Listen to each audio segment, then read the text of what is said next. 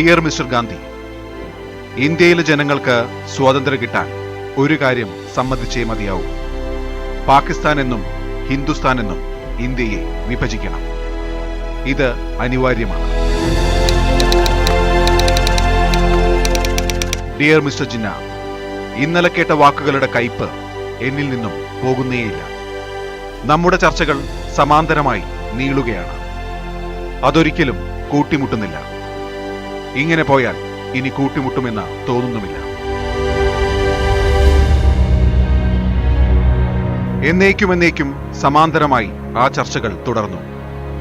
ഒരിക്കലും ഒന്നാകില്ലെന്ന് ഉറപ്പിച്ച രണ്ട് നാടുകൾ പിറന്നു.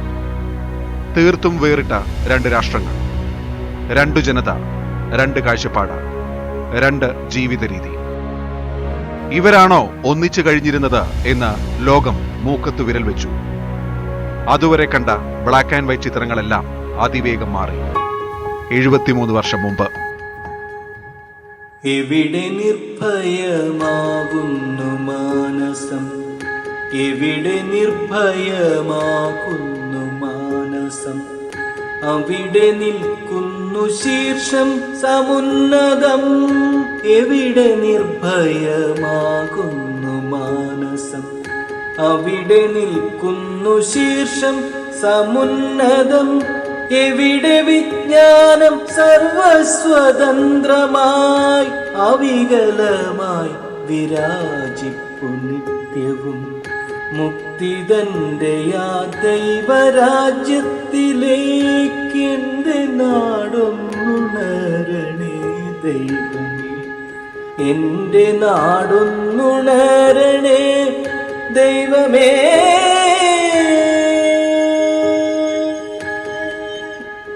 ദൈവമേ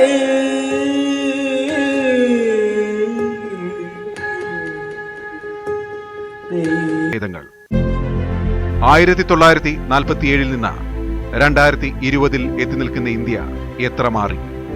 ആരെല്ലാം മാറി? എന്തൊക്കെയാണ് ആ മാറ്റങ്ങൾ? സ്വാതന്ത്ര്യത്തിന്റെ വലിയ ചരിത്രത്തിലേക്ക് പോകും മുമ്പ് ചില ചെറിയ നിറഭേദങ്ങളിലേക്ക്.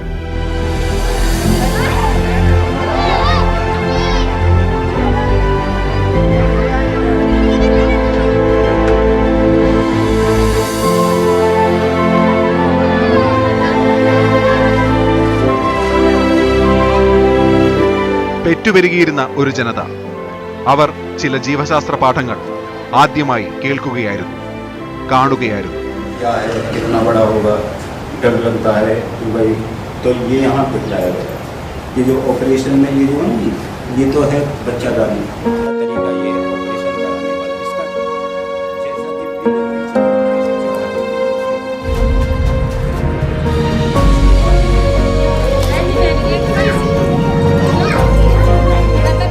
ആയിരത്തി 1947 മുമ്പുള്ള ഇന്ത്യയിൽ ഇങ്ങനെ ഒന്ന് നടന്നതായി ആരെങ്കിലും കേട്ടിട്ടുണ്ടോ? എന്തുകൊണ്ടാണ് ഇത് പഠിപ്പിക്കാൻ ബ്രിട്ടീഷുകാർ മെനക്കെടാതിരുന്നത്? സ്വാതന്ത്ര്യത്തിന്റെ അനേകം അർത്ഥങ്ങളിൽ ഇതോ ആട്ടിൻപറ്റങ്ങളെപ്പോലെ തെളിച്ചുകൊണ്ടുപോയി വന്ധ്യംകരിക്കപ്പെട്ട 10,000-ങ്ങൾ. അതും സ്വതന്ത്ര ഇന്ത്യയിൽ നടന്നതാണ്.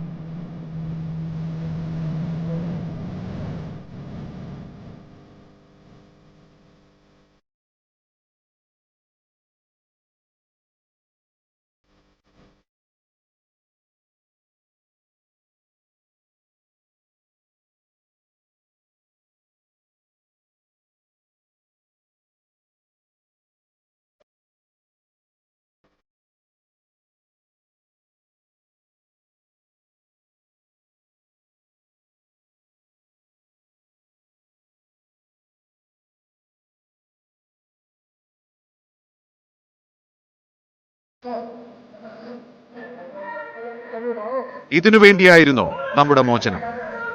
സ്വാതന്ത്ര്യ സമരാഗ്നിയിൽ ഹോമിക്കപ്പെട്ട പല സഹസ്രം ജീവിതങ്ങൾക്ക് ഇത്രയേ വില ഉണ്ടായിരുന്നുള്ളൂ.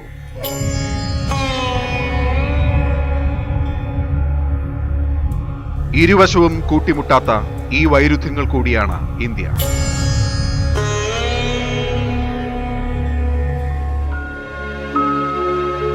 സ്വാതന്ത്ര്യത്തിന്റെ പുലരിയിലേക്ക് ഇറങ്ങുമ്പോൾ ഇന്ത്യക്ക് ഒരു വർണ്ണപ്പട്ടമുണ്ടായിരുന്നു. ലോകമെങ്ങുമുള്ള ജനത വിസ്മയത്തോടെ കണ്ടുനിന്ന ഒരാൾ.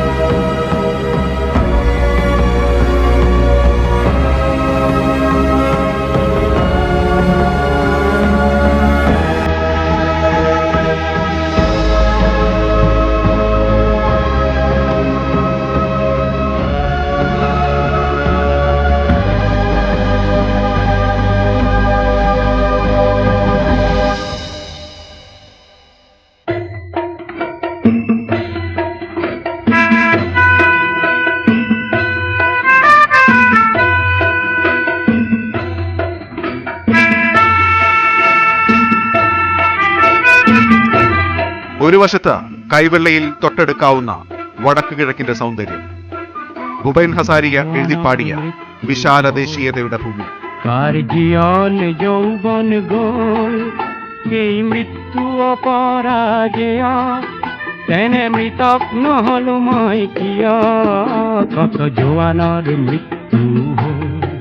സ്വാതന്ത്ര്യത്തിന്റെ ഈ ഈരടികൾ മുഴങ്ങുമ്പോഴും വിവേചനത്തിന്റെ, വെറുപ്പിന്റെ, വിഭജനത്തിന്റെ ശബ്ദം കേൾപ്പിച്ച അതേ വടക്കു കിഴക്കൻ നാടുകൾ.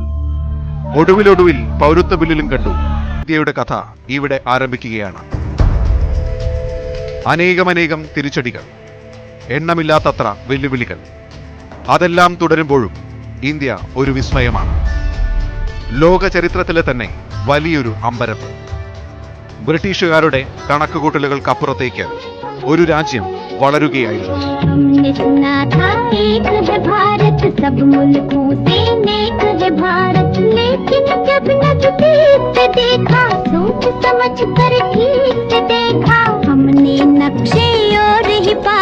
बदले हुए सब तौर ही पाए, एक से एक की बात जुदा है, धर्म जुदा है, जात जुदा है.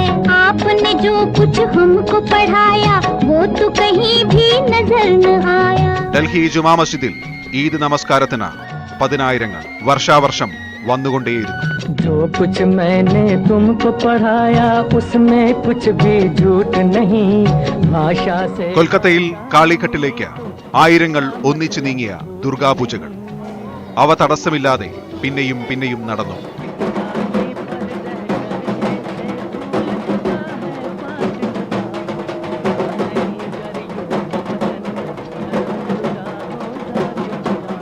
വത്തിക്കാനിൽ നിന്ന് വന്ന മാർപ്പാപ്പയ്ക്കായി കുർബാന കൈക്കൊള്ളാൻ രാജ്യത്തിന്റെ തന്നെ സംവിധാനങ്ങൾ ഒരുങ്ങി.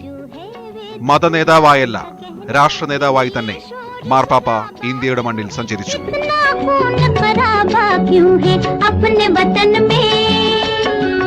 सदियों तक इस देश में बच्चों रही हुकूमत गैरों की, अभी तलक हम सबके मुंह पर धूल है उनके पैरों की. लड़वाओ और राज करो ये उन लोगों की हिकमत थी, उन लोगों की चाल में आना हम लोगों की जिल्लत थी. ഇതുകൂടിയാണ് ഇന്ത്യക്ക് കിട്ടിയ സ്വാതന്ത്ര്യം. പല മതങ്ങൾ, പല സംസ്കാരങ്ങൾ, പല പുഴകൾ, പല സ്നാനങ്ങൾ, പല പള്ളികൾ, പല നമസ്കാരങ്ങൾ, പല പെരുന്നാളുകൾ. അപ്പോഴപ്പോൾ തച്ച് തകർക്കപ്പെട്ട മന്ദിരങ്ങളോ, മതം പറഞ്ഞ് പരസ്പരം തച്ച് കൊല്ലുന്നതോ, പോർവിളികൾ തുടരുന്നതോ, ഇതൊക്കെ എങ്ങനെ വന്നു സ്വതന്ത്ര ഇന്ത്യയിലും? ബ്രിട്ടീഷുകാരില്ലാത്ത ഇന്ത്യയിലും ഇതൊക്കെ എങ്ങനെ ആവർത്തിച്ചു? 73 ആണ്ടിന് മുൻപുള്ള ഒട്ടും നിറമില്ലാത്ത ആ ചിത്രങ്ങളുടെ ചെറുപതിപ്പുകളാണ് പിന്നെ ആവർത്തിച്ചതെല്ലാം. നമ്മുടെ സ്വാതന്ത്ര്യത്തിന്റെ വഴിയരികിൽ ഉണ്ടായിരുന്നത് വലിയ വലിയ യക്ഷിപ്പാലകളായിരുന്നു. ഉച്ചാടനം ചെയ്യപ്പെടാതെ ചില ദുർഭൂതങ്ങൾ എപ്പോഴും അലഞ്ഞു നടന്നു. ജയ ജയ കോമള കേരള ധരണി, ജയ ജയ മാമക പൂജിത ജനനി, ജയ ജയ പാവന ഭാരത ഹരിണി, ജയ ജയ ധർമ്മ സമന്വയ രമണി. കൃത്യം 320 വർഷം മുമ്പ് മുഗൾ ഭരണം അവസാനിപ്പിച്ച് ബ്രിട്ടീഷുകാർ ഇന്ത്യയെ കയ്യേറുന്നതിന് മുൻപ് എന്ന് പറയാം. 1700-ൽ ആഗോള വരുമാനത്തിൽ ഇന്ത്യയുടെ പങ്ക് 22.6%. അന്ന് ഇന്നത്തെ യൂറോപ്പിലെ എല്ലാ രാജ്യങ്ങളും ചേർന്നുള്ള പങ്ക് 23.1% മാത്രം.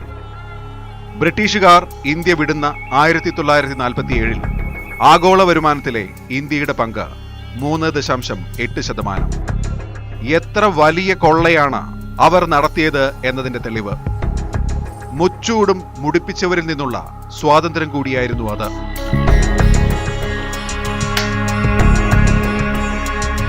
ഇപ്പോൾ 2020-ലെ ഇന്ത്യയോ ആഗോള GDP-യുടെ അഥവാ മൊത്ത ഉൽപാദനത്തിന്റെ 7%. 1947-ലെ കുറിച്ച് ഓർക്കുമ്പോഴാണ് നാം എത്ര ദരിദ്രരായ. കാൽനടയ്ക്കു പോകണം, കാൽനടയ്ക്കു പോകണം. ഭാരതമെന്ന പേർ കേട്ടാൽ അഭിമാനപൂരിതമാകണമന്തരംഗം, കേരളമെന്ന കേട്ടാലോ തിളയ്ക്കണം ചോര നമുക്കു ഞരമ്പുകളിൽ. ശത്രു ഒന്നായിരുന്നു.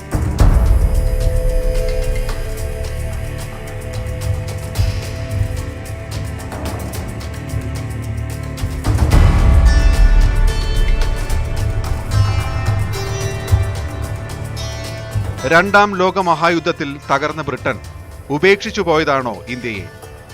ഇനി കൊള്ളയടിക്കാൻ ഒന്നും ബാക്കിയില്ല എന്നതിനാൽ ഇട്ടിട്ടു പോയതാണോ ഇന്ത്യയെ? ബ്രിട്ടൻ തകർന്നു എന്നത് ഒന്നാമത്തെ യാഥാർത്ഥ്യം. ഇനി കൊള്ളയടിക്കാൻ ഒന്നും ബാക്കിയില്ലായിരുന്നു എന്നത് രണ്ടാമത്തെ സത്യം. ഇതിന് രണ്ടിനും അപ്പുറം മൂന്നാമതൊരു സത്യം കൂടി ഉണ്ടായിരുന്നു. ബ്രിട്ടന് വലിയ ബാധ്യതയായി മാറുകയായിരുന്നു ഇന്ത്യ. ജനതയുടെ 90% പട്ടിണിയിലായിരുന്നു. അരി കൊടുക്കാനും തുണി കൊടുക്കാനും ബ്രിട്ടനിൽ നിന്ന് പൗണ്ട് ഇറക്കേണ്ട സ്ഥിതി.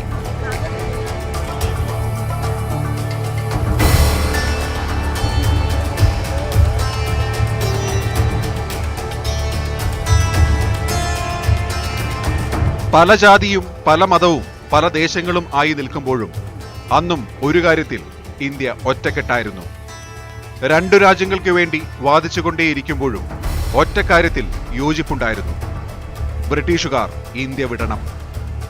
ആത്മാഭിമാനത്തിന്റെ ആ തിരയാണ് പുതിയ ഇന്ത്യയെ സൃഷ്ടിച്ചത്. പേരെടുത്തു പറഞ്ഞാൽ അത് എത്രയെത്ര പേർ. റാണി ലക്ഷ്മിഭായ്, വീരപാണ്ഡ്യ കട്ടബൊമ്മൻ, ബഹാദുർ ഷാ സഫർ, ബീഗം ഹസ്രത് മഹൽ, മോഹൻദാസ് കരംചന്ദ് ഗാന്ധി, ഭഗത് സിംഗ്, സുഭാഷ് ചന്ദ്രബോസ്, ആസഫ് അലി, ലാല ലജ്പത് റായ്, മോത്തിലാൽ നെഹ്റു, ബാലഗംഗാധര തിലകൻ, Jawaharlal Nehru, doctor BR Ambedkar, doctor Rajendra Prasad, Sardar Vallabhbhai Patel. പറഞ്ഞാലും പറഞ്ഞാലും തീരാത്തത്ര വലിയ വലിയ പേരുകൾ.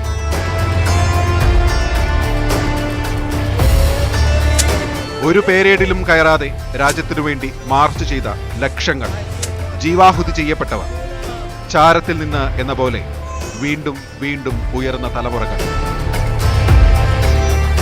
അവരുടേതാണ് ഈ സ്വാതന്ത്ര്യം. അവരുടേത് മാത്രമാണ് ഈ ദിനം.